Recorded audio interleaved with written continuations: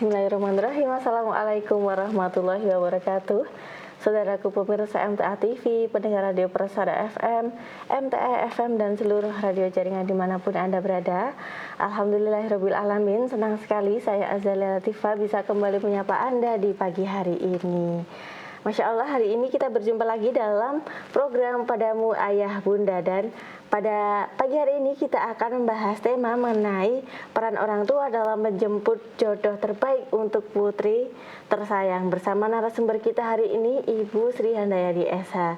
Assalamualaikum warahmatullahi wabarakatuh, Bu Handa. Waalaikumsalam warahmatullahi wabarakatuh. Masya Allah, bagaimana kabar hari ini, Bu Handa? Alhamdulillah baik. Alhamdulillah baik, ceria, merah-merah, pink. Amin. Semoga sama Mbak Latifah juga baik-baik saja. Ini peran orang tua ini sangat penting ya Bu ya, terutama dalam masa pertumbuhan hingga anak dewasa, hingga nanti orang tua ini menjemput atau memilihkan jodoh untuk putrinya ini terutama ya, Masya Allah.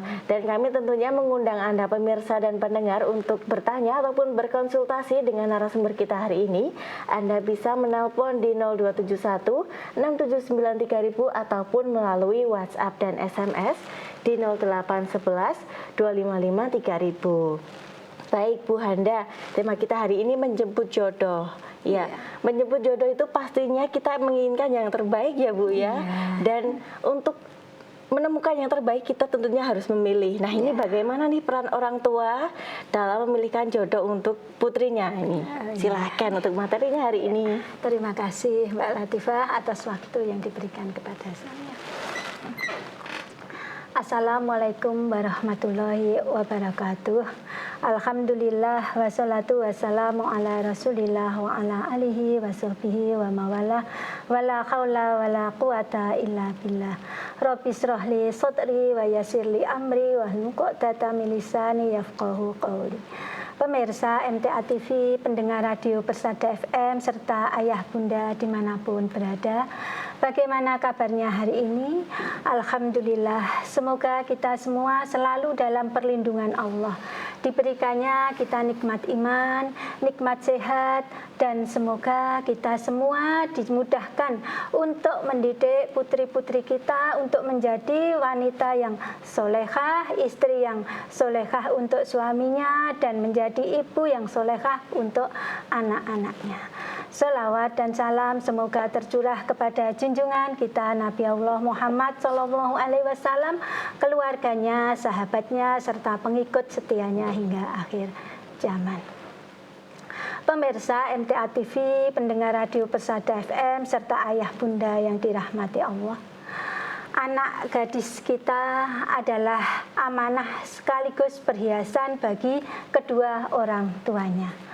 Sebagai amanah, anak gadis kita adalah titipan yang harus kita jaga, kita rawat, kita lindungi, kita bimbing sebagaimana yang diperintahkan oleh sang pemilik anak kita, yaitu Allah Subhanahu wa Ta'ala.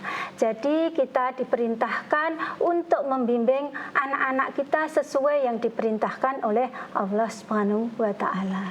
Sebagaimana firman Allah di dalam surat At-Tahrim ayat 6 yang artinya, hai orang-orang yang beriman, peliharalah dirimu dan keluargamu dari api neraka. Anak sebagai perhiasan. Anak adalah keindahan, penyejuk hati, penyenang hati bagi kedua orang tuanya di dunia. Ketika anak-anak kita didik menjadi anak yang baik, ini akan bisa menjadi jembatan kita untuk masuk surga, atau anak ini bisa menjadi jembatan ke surga bagi kedua orang tuanya. Namun pemirsa MTA TV dan pendengar MTA Radio Persada FM, juga ayah bunda yang di rumah, bahwa anak kita ini sebagai perhiasan tidak selalu bersama kita. Ada waktunya atau masanya mereka harus berpisah dengan kita, dan kita pindah tangankan ke calon suaminya yang akan menjadi imam bagi anak kita. maka kita sebagai orang tua akan diuji peran kita sebagai orang tua, apakah kita bisa menjadikan anak-anak kita ini jembatan untuk bisa masuk surga, atau sebaliknya bisa menjadi penghalang anak kita untuk bahagia. Maka pada kesempatan siang hari ini, marilah kita bersama-sama belajar untuk mengetahui apa saja peran kita sebagai orang tua untuk menjemput jodoh anak kita yang kita sayangi. Tentunya kita akan memilihkan yang terbaik. Begitu, Mbak Latifah. Iya, jadi sebelum kita memilihkan jodoh untuk putri kita, ini tentunya kita harus melaksanakan amanah dari Allah Subhanahu wa taala dulu dengan memberikan pendidikan terbaik, dengan merawatnya dengan cara yang baik pula. Nah, ini ketika sudah masanya, masa-masa menikah ya, tentunya kita orang tua ingin mengantarkan anak kita nih kepada kebahagiaan yang dia inginkan tentunya. Nah, ini bagaimana sih Bu, orang tua tuh harus seperti apa? Ataukah harus memilihkan jodoh anak yang seperti ini, yang seperti itu seperti apa? Silahkan. Iya. Terima kasih Mbak Latifah. Jadi yang pertama, peran kita sebagai orang tua adalah penyaring, filter dalam memilihkan jodoh untuk anak-anak kita. Dan Rasulullah pun telah memberikan kepada kita kompas atau arahan sebagaimana yang beliau sabdakan di dalam sebuah hadis yang artinya, saya minta izin untuk dibacakan. Silakan. Apabila datang kepada kalian seseorang yang kalian ridho agamanya dan akhlaknya, maka nikahkanlah ia dengan putri kalian. Jika tidak, maka akan terjadi fitnah dan kerusakan yang besar di muka bumi. Hadis riwayat Tirmidzi. Jadi pemirsa MTA TV dan pendengar radio Persada FM yang dirahmati Allah, kita diingatkan oleh sabda Rasulullah tadi bahwa ketika kita memilihkan jodoh untuk anak-anak kita, itu bukan tentang kendaraan apa yang dipakai oleh calon menantu kita, atau seberapa luas tanah yang dimiliki oleh calon menantu kita, ataupun juga jabatan atau pekerjaan apa yang disandang oleh calon menantu kita. Namun yang pertama dan itu paling utama adalah bagaimana akhlak dan agama anak calon menantu. Gitu. Sebagaimana kita tahu ketika calon menantu kita ini baik agamanya, baik akhlaknya, tentu bagaimana dia hubungannya dengan Allah itu baik, kemudian dengan orang tuanya baik, dengan masyarakatnya baik, seperti itu tentu dia akan memperlakukan anak kita dengan baik. Namun ketika perintah Allah ditinggalkan, kemudian hubungannya dengan orang tua tidak baik, dengan lingkungan tidak baik, tentu anak kita akan sengsara. Begitu. Maka kita sebagai orang tua, bagaimana kita bisa memilihkan jodoh yang terbaik untuk anak kita. Bagaimana kita bisa memilih? Mungkin kita bisa mencari tahu, mencari rekam jejak bagaimana calon menantu kita itu, bagaimana kita bisa mencari di media sosial, bisa, kemudian kita juga bisa mencari lewat teman-teman terdekat, kemudian lingkungan di mana dia berada. Sebenarnya kan gitu kita bisa gitu. Kemudian apabila mungkin kita sebagai seorang ibu terkendala, mungkin tidak anak ini yatim, tidak punya bapak, mungkin kita bisa minta tolong kepada saudaranya yang laki-laki atau murabi, guru ngajinya atau ustadznya, seperti itu. Jadi bagaimana untuk menyelidiki rekam jejak, mencari tahu bagaimana agama, akhlak anak ini yang akan menjadi menantu bagi kita, seperti itu. Baik, jadi selain dari orang tua sendiri, itu juga peran orang-orang di sekitar anak kita atau calon menantu kita itu juga sangat penting ya Bu ya. Jadi untuk kita bisa memfilter, bisa mencari tahu bagaimana hubungan anak ini atau calon menantu kita ini dengan Allah, seperti itu. Bagaimana sholatnya, seperti itu kan yang tahu lingkungan orang yang di sekitar anak kita. Begitu. Kenapa hal ini penting sekali kita sebagai orang tua untuk selektif dalam memilihkan jodoh anak kita, perempuan kita, kita, karena calon menantu kita ini kan suatu saat akan menjadi imam bagi anak kita. Itu akan kita titipkan, yang dulu ini adalah tanggung jawab kita, dan akan berpindah kita titipkan kepada calon menantu kita. Makanya sebagaimana kita itu mencarikan jodoh pada untuk anak kita itu ya lelaki yang soleh, sehingga anak kita akan dibimbing untuk menjadi wanita yang solehah, dan juga di bawahnya diantar untuk menuju ke surga, seperti itu. Jadi dibimbing untuk bisa masuk surga, seperti itu. Jadi kita menuntaskan tanggung jawab kita sebagai orang tua ini dengan orang yang tepat, seperti itu ya Bu ya. Ya betul. Ibarat kapal itu kita mencari nakoda itu kan yang kuat. Iya, bisa menerjang ombak seperti itu ya. Dan itu hanya dengan agama dan akal kan Mbak ya. Baik, kalau untuk peran orang tua selanjutnya ini apa lagi Bu? Yang kedua adalah meminta izin kepada anak ketika dinikahkan, meskipun kadang kita orang tua ini merasa saya sudah mendapatkan yang terbaik, tapi ketika itu terbaik menurut saya kan belum tentu terbaik untuk anak kita, begitu. Jadi tetap kita minta izin kepada anak kita, sebagaimana Rasulullah pun mengajarkan. Sebenarnya kita semua diajarkan bagaimana untuk mencarikan anak kita jodoh itu kan lengkap Mbak. Jadi saya bacakan ya Mbak. Jadi sabda Rasulullah dalam sebuah hadis bahwa wanita janda tidak boleh dinikahkan sebelum diminta pendapat darinya, dan wanita gadis tidak boleh dinikahkan sebelum diminta izin darinya. Sahabat bertanya, "Ya Rasulullah, bagaimana izinnya?" Beliau bersabda, "Izinnya adalah diamnya." Hadis riwayat Bukhari dan Muslim. Seperti itu. Jadi walaupun kita sebagai orang tua itu kok merasa sudah cocok ini, tapi kita perlu persetujuan anak kita, begitu Mbak. Jadi ini kita bisa mengambil pelajaran pada zaman dulu gitu Mbak. Jadi pada zaman sahabat itu ada lelaki yang namanya Julaibib gitu, Julaib Mbak itu ya. Itu ketika Rasulullah melamarkan dia kepada bapaknya seorang perempuan gitu. Kemudian bapaknya dan ibunya kan, nah masa saya dapat menantu yang kala itu mungkin dipandang oleh orang sebelah mata gitu.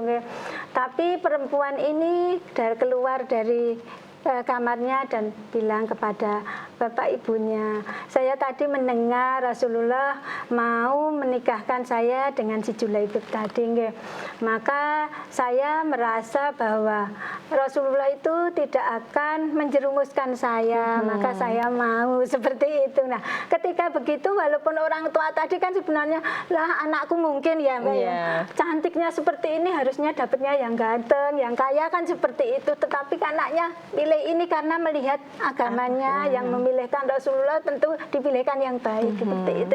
Kemudian ibu bapaknya juga karena dicelup oleh agama, ya sudah kalau anaknya mau ya anak saya mau, seperti itu. Jadi izin itu penting ya Mbak, walaupun kadang kita itu sebagai orang tua itu mesti pinginnya kan yang terbaik gitu ya untuk anak kita, tetapi kalau anak kita tidak mau ya sudah, jangan dipaksa, seperti itu. Oke, berarti bisa dipahami bahwa seorang perempuan itu juga berhak untuk memilih ataupun menolak misalnya calon yang diberikan oleh orang tuanya gitu ya Bu ya. Dan orang tua juga harus mampu dan mau menghormati keputusan anaknya. Masya Allah. Ya, mungkin yang bisa dilakukan sebagai orang tua ini adalah membuka komunikasi dan kepercayaan kepada anak sebelum sekali. Sebelum kita itu keluar mencarikan jodoh untuk anak kita gitu ya Mbak Laftifah. Jadi kita itu tanya dulu, "Nak, kamu sekarang sudah waktunya menikah. kamu jodoh yang kamu inginkan itu seperti apa, kriterianya seperti ini, kayak gitu. Jadi bukan kriteria menurut versi orang tua. Ya, mungkin kalau orang tuanya pedagang kan dapat mantunya pengennya juga pedagang. Bisa melanjutkan usahanya seperti itu. Tetapi mungkin dari sisi anak itu saya kepengennya mendapatkan suami itu yang pengajar begitu, biar bisa menyalurkan ilmunya, mungkin seperti itu. Jadi kemudian juga mungkin bapaknya, ibunya, nah saya itu kepengennya anak saya itu ya ben bahagia, biar saya dapatkan orang kaya. Tetapi mungkin anaknya saya tidak butuh orang kaya, tapi saya butuh orang yang pekerja keras. Seperti itu, dan beda-beda. Makanya perlu komunikasi ya Mbak. Iya, seperti itu.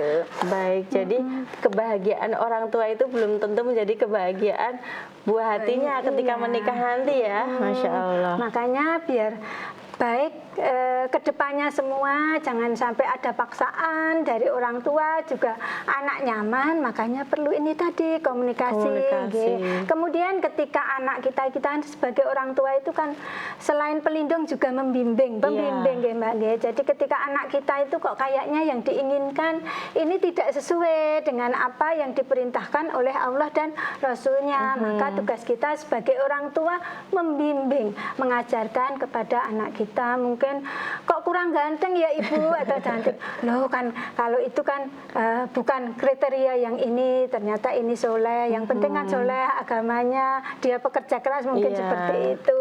Atau kalau kita ini juga harus bercermin kepada diri kita, bahwa ketika kita kepengen sesuatu itu kan juga kita harus baik dulu kayak gitu ya Bang. Jadi itu bisa untuk kita sampaikan ke anak kita untuk pendidikan, bagaimana kita itu dalam mencari jodoh. Kalau Rasulullah yang pertama itu agamanya, kemudian akhlaknya seperti itu. Kalau kurang ganteng tidak apa-apa kalau ditutup dengan dia agamanya baik, mungkin seperti itu. Dia juga sudah mapan umpama gitu. Atau itu dia bagaimana dia tawaduknya kepada orang tua, sehingga kalau kamu mendapatkan seorang laki-laki yang taat kepada ibunya umpama, insya Allah kamu juga akan dilindungi, disayangi sebagaimana mereka melindungi dan menyayangi ibunya. Mungkin kan seperti itu. Ada masukan-masukan seperti itu untuk anak kita, karena bagaimanapun anak kita itu dengan kita kan hidupnya lebih banyak kita, lebih berpengalaman gitu ya. banyak ini ya Mbak, sudah banyak mengalami. Saya pernah seumur kalian, tapi kalian belum pernah sesaya kayak gitu. Tapi pentingnya anak harus tahu maksud orang tua, dan orang tua bisa mengarahkan sesuai dengan tuntunan Rasulullah tadi, bahwa memilih jodoh itu yang utama adalah agamanya, seperti itu. Baik, untuk peran orang tua selanjutnya apalagi Bu? Yang ketiga adalah perannya menawarkan kebaikan, begitu. Bagaimana menawarkan kebaikan, bahwa kita sebagai orang tua itu boleh kita itu menjemput bola. Kita bisa menawarkan anak gadis kita ini kepada lelaki-laki yang soleh seperti itu. Sebagaimana sudah pernah kita bisa bercermin tauladan kita, bagaimana Umar bin Khattab itu dulu punya anak yang namanya Hafsah. Ketika dia sudah janda, kemudian ditawarkan kepada orang-orang baik seperti Utsman bin Affan, Abu Bakar, seperti itu. Walaupun Umar bin Khattab itu kan orang kuat tetapi dia menghilangkan gengsinya untuk mencarikan jodoh anaknya itu laki-laki yang baik. Mereka ini juga laki-laki yang baik, jadi tidak akan mengumbar aibnya gitu. Kemudian ternyata mereka tahu bahwa ini Hafsah ini akan menjadi istrinya Rasulullah. Jadi mereka diam, tidak, tidak, dan nanti besok aja kan gitu. Ternyata Rasulullah ingin jadikan Hafsah ini sebagai istrinya. Seperti itu. Tapi kalau konotasi menawarkan itu bukan yang kalau zaman sekarang sih takutnya dibilang kok nggak laku gitu, kok sampai ditawar-tawarkan gitu. Gitu ya, Mbak. Apakah itu tidak bertentangan atau seperti apa? Ya, sebenarnya kita kan ini nggih, dalam mencari yang terbaik. Itu kan tidak apa nggih, Mbak. Yang penting kita itu menjaga Marwah, ifah, ya, seperti itu marwah ya. dan ifah kita, kehormatan kita.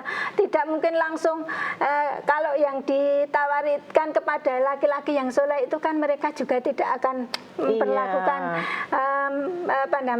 membuat malu anak-anak kita kan gitu nggih. Tetapi bagaimanapun juga bahwa ketika kehormatan tetap kita jaga, insya Allah orang-orang sekitar mungkin kita sebagai orang tua ketemu dengan orang tua gitu, Mbak Mas saya punya anak perempuan, Mbak Latifah punya anak laki gitu, apa ini kita besanan nggak gitu kan nggak apa-apa, nggak usah malu gitu ya. Wong anak untuk kebaikan kan gitu. Betul sekali.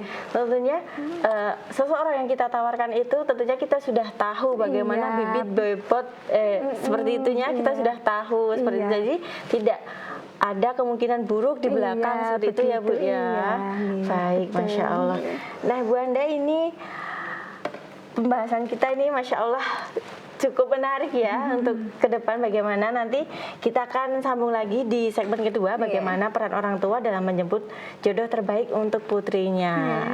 Baik pemirsa dan pendengar dimanapun Anda berada, tentunya kami menantikan pertanyaan dari Anda. Untuk bisa bertanya langsung bersama narasumber kita hari ini, Anda bisa menghubungi di line telepon 0271 679 3000 ataupun melalui WhatsApp dan SMS di 0811 255 3000.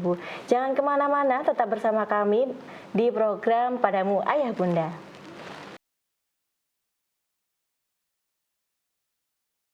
Baik pemirsa dan pendengar dimanapun Anda berada, terima kasih Anda masih setia bersama kami di program Padamu Ayah Bunda bersama Ibu Sri Handayani SH.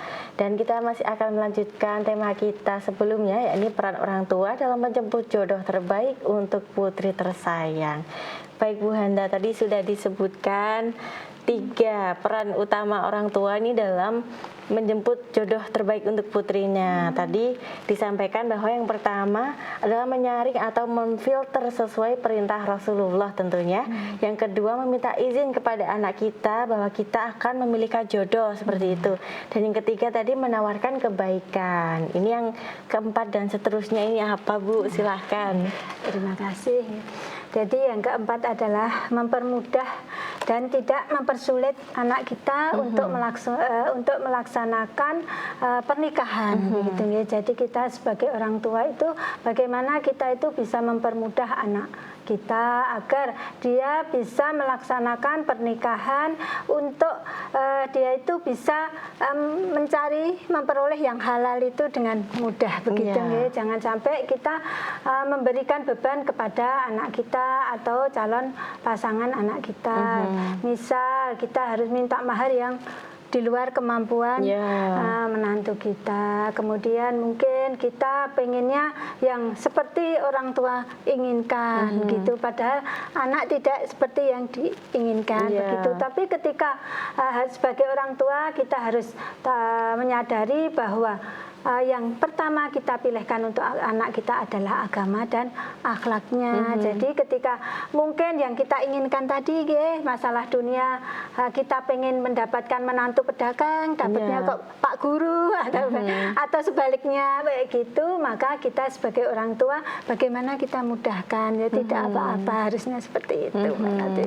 Kalau biasanya tuh putri-putri itu 2 kali merasa ada ujiannya seperti itu. Pertama saat memilih jodoh, kemudian nanti yang kedua adalah saat mau pernikahan. Orang tua pengennya yang seperti ini konsepnya dan anak maunya yang seperti ini. Jadi itu jangan sampai ya Bu ya, dipermudah saja ya Bu ya. Dipermudah kita sebagai orang tua. Mungkin juga kadang ini Mbak, ketika orang tua kita sebagai orang tua ini sudah menyekolahkan tinggi anak kita, mungkin sampai kuliah seperti itu. Ternyata yang datang kepada kita mungkin anaknya mungkin tidak sampai kuliah begitu nggih.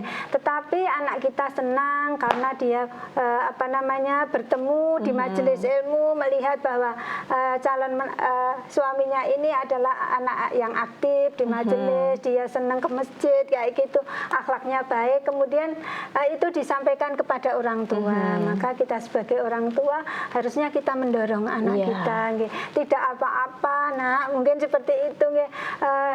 Bagaimana biasanya kalau anak yang baik kan seperti bagaimana ibu bapak saya mau dilamar umpama laki-laki yang soleh yang baik, tetapi saya kuliah tapi calon saya itu tidak kuliah, mungkin seperti itu. Maka kita sebagai orang tua harus menguatkan kepada tidak apa, Nak, tidak apa, asalkan anak itu soleh. Kemudian kita sebagai orang tua juga mencari-cari tahu tadi nggih, mencari rekam jejaknya dulu, apakah anak kita ini hanya nafsu atau benar. Kalau benar ya kita harus tetap dukung anak kita untuk tidak apa-apa, dia tidak sekolah mungkin tetapi dia bekerja agamanya keras, bagus, agamanya bagus yang pertama tadi, pekerja keras, kemudian dia baik kepada orang tuanya, kemudian juga mungkin pemikirannya tidak sekolah, mungkin dulu karena memang orang tuanya tidak mampu,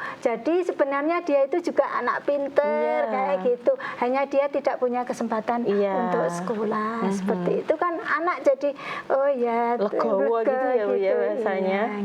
Tapi ketika kita juga punya standar yang sama, harus sama, wong saya itu dari kecil nyekolahin kamu seperti itu. Tetapi itu boleh diungkapkan, tetapi ketika anak kita sudah memilih agama dan akhlaknya, maka kita sebagai orang tua kita mudahkan gitu.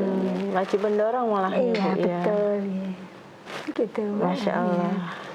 Ada lagi Bu? Oh ya masih satu Mbak Latif. Masya Allah. Jadi kita silakan. Yang kelima ini, jadi yang terakhir adalah senjata kita adalah doa. Ya, bahwa kita tahu sebagai seorang muslim bahwa doa orang tua kepada anaknya adalah mustajab. Maka kita sebagai orang tua, kita doakan anak kita, anak gadis kita yang dari kecil kita didik, kita bimbing sebagai titipan Allah tadi. Maka ketika dia sudah besar, kemudian dia sudah menemukan jodohnya tadi, maka kita sebagai orang tua mendoakan agar anak kita ini mendapatkan jodoh laki-laki yang tidak hanya mencintai anak kita, tetapi bisa membimbing anak kita ke surga. Seperti itu. Itu cita-cita penting itu, itu harus ditanamkan kepada orang-orang tua seperti itu ya Bu ya. Kemudian juga gini Mbak, sebagaimana tadi kita mendoakan anak kita untuk mendapatkan jodoh yang terbaik, tapi ketika anak kita itu sudah ada calon yang masuk, maka kita juga istikharah. Jadi istikharahnya itu tidak hanya anaknya saja, tetapi juga orang tua. Nanti kita akan musyawarah bertemu di titik yang insya Allah diridhai oleh Allah. Seperti itu. Insya Allah. Jadi harus ada sinergi antara orang tua dan anak, dan orang tua harus tahu nih gimana kriteria yang anak kita inginkan, dan kita harus mendukung tapi dengan tetap berlandaskan dengan perintah Allah dan Rasulullah. Seperti itu. Masya Allah. Sudah ada 5 poin hari ini peran orang tua dalam menjemput jodoh terbaik untuk putri tersayang. Ini saya bacakan kembali. Yang pertama adalah menyaring atau memfilter sesuai dengan perintah Rasulullah, dan di sini peran lingkungan juga sangat penting seperti itu. Kemudian yang kedua, meminta izin kepada anak kita ketika kita akan memilihkan jodoh. Yang ketiga adalah menawarkan kebaikan. Yang keempat, mempermudah dan tidak mempersulit pernikahan putri kita.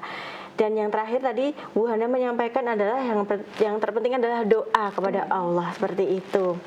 Nah, Masya Allah, kita sudah mengantongi 5 poin penting Bu Handa. Dan tapi saya ingin bertanya, tadi di awal disampaikan bahwa putri kita itu adalah amanah dari Allah, dan pada saatnya kita menginginkan jodoh yang terbaik untuk putri kita.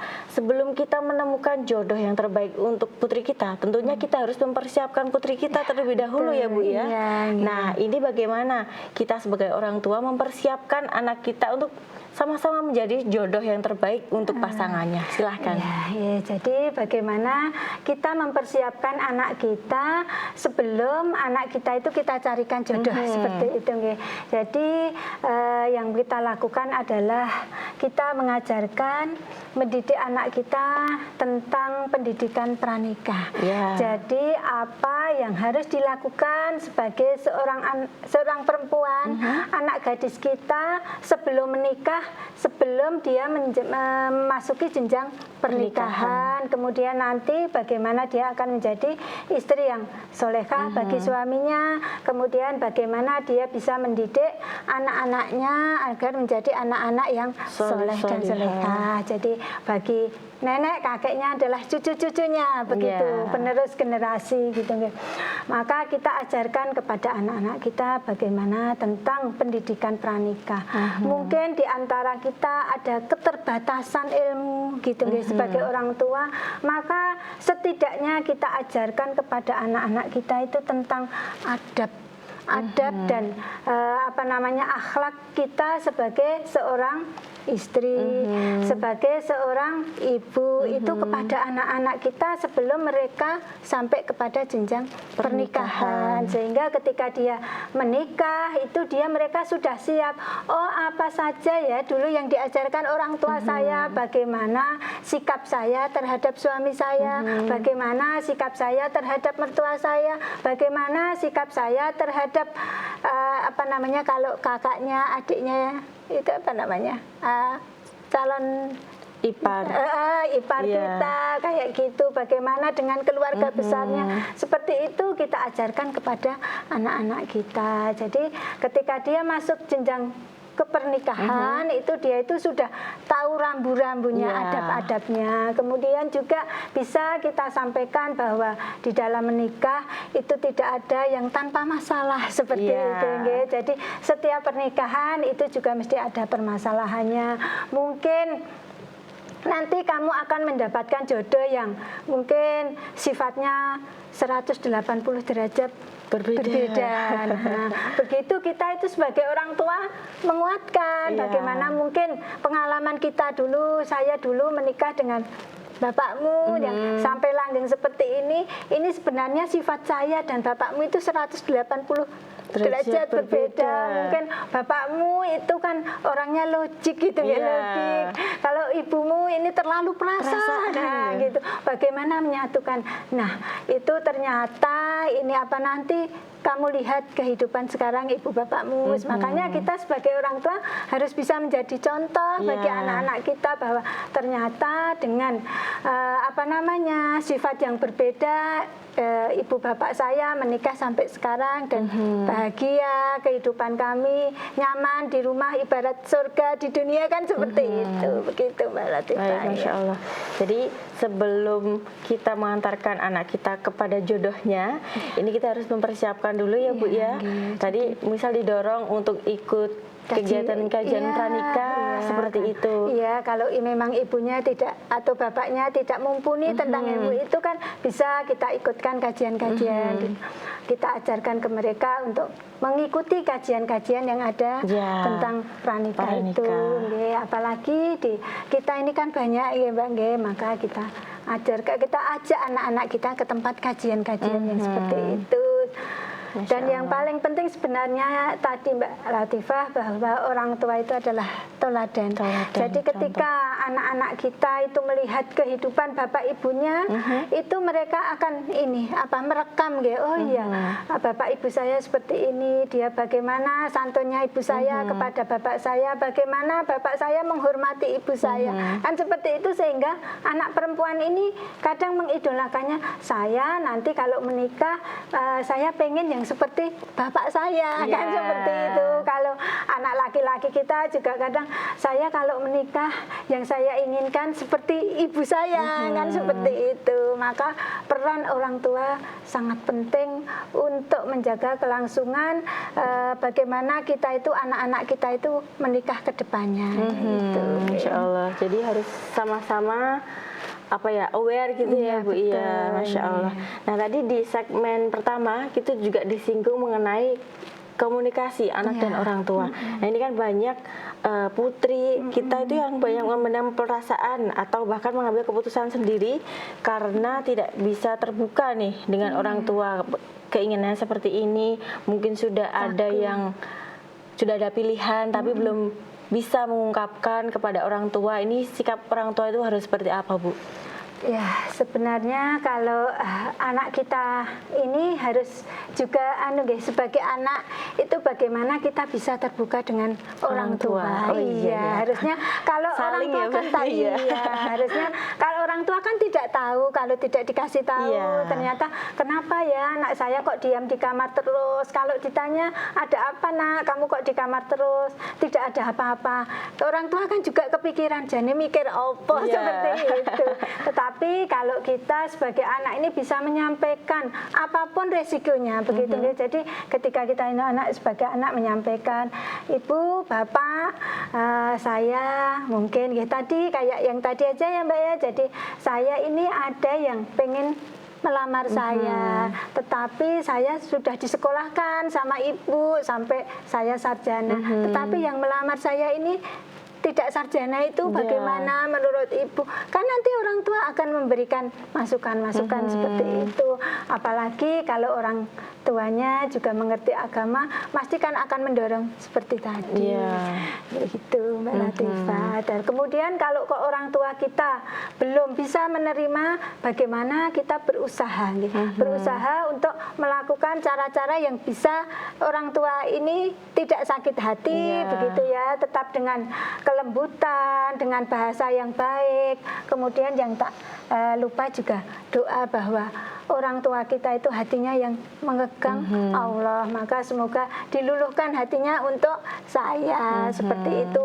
Karena saya sudah tahu bahwa kriterianya ini bukan hanya karena beda pendidikan. Kan seperti itu. Baik, Masya Allah. Tadi di awal juga disampaikan bahwa putri atau anak perempuan gadis itu berhak untuk menolak atau menerima calon suami untuk dirinya. Nah, ini bagaimana juga orang tua bisa menghormati hak atau keputusan putri tersebut itu seperti apa, dan agar keseimbangan di rumah itu tetap jalan, tetap harmonis, tetap terjaga, itu seperti apa? Ya. Makanya pentingnya kita sebagai orang tua juga belajar.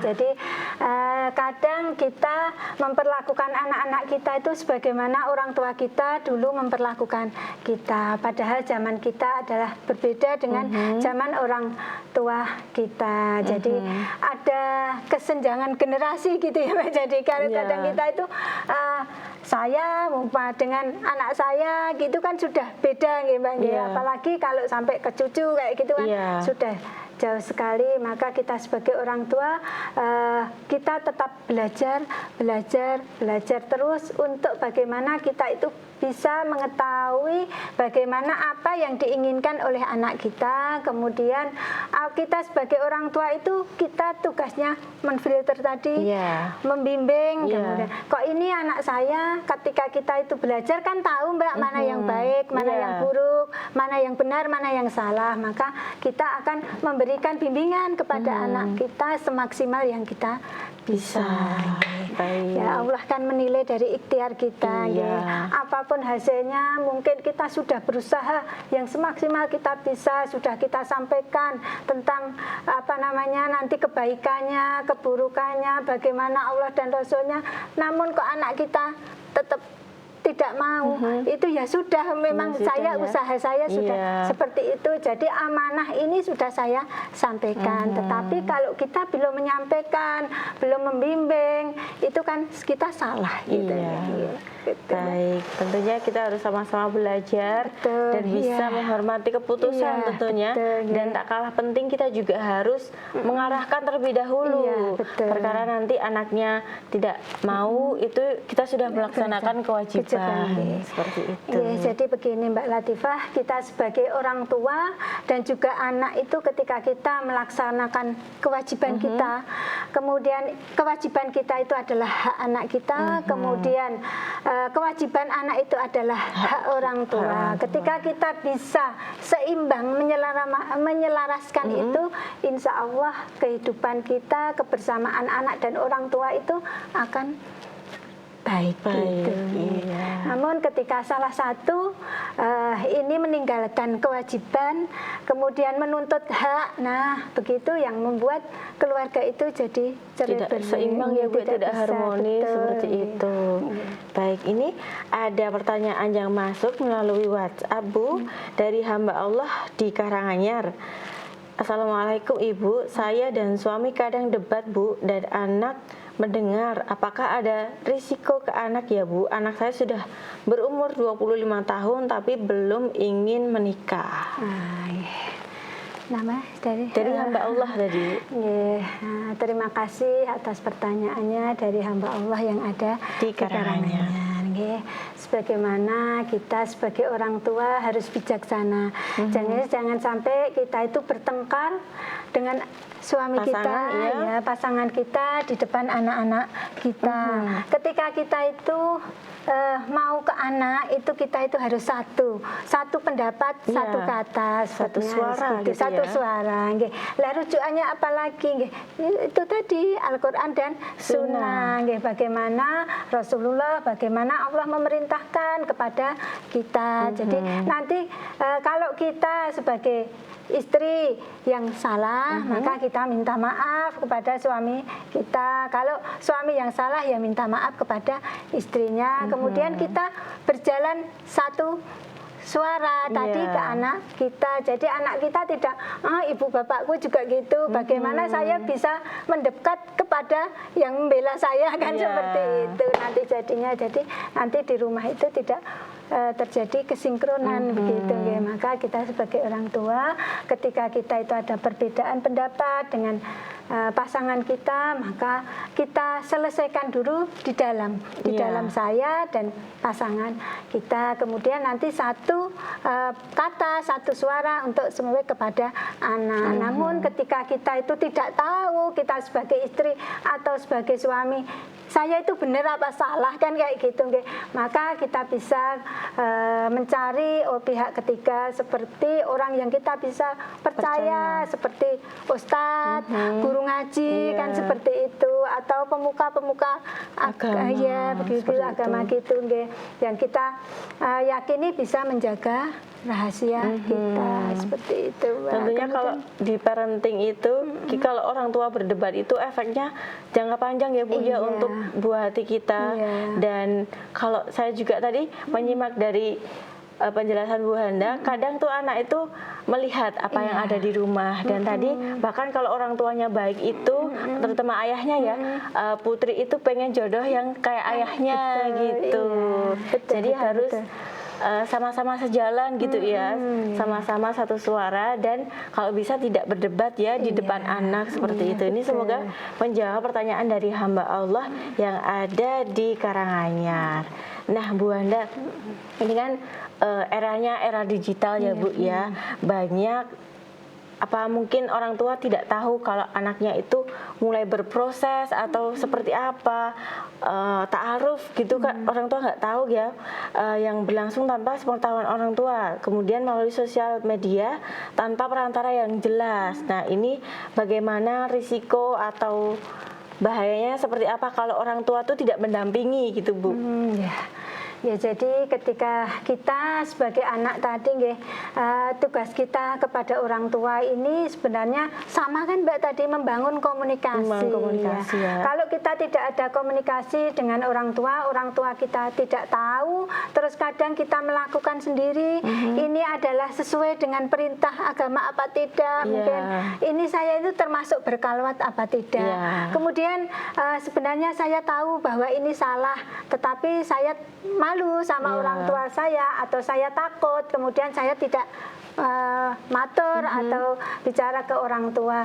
Ini kan nanti akibatnya akan ke diri kita Iya. gitu ya. Kemudian pertama kita takut, kemudian orang tua juga tidak tahu, kemudian keputusan yang kita ambil ini benar apa salah, kayak gitu kan tidak tahu. Maka bangun komunikasi dengan orang tua sebagai begitu.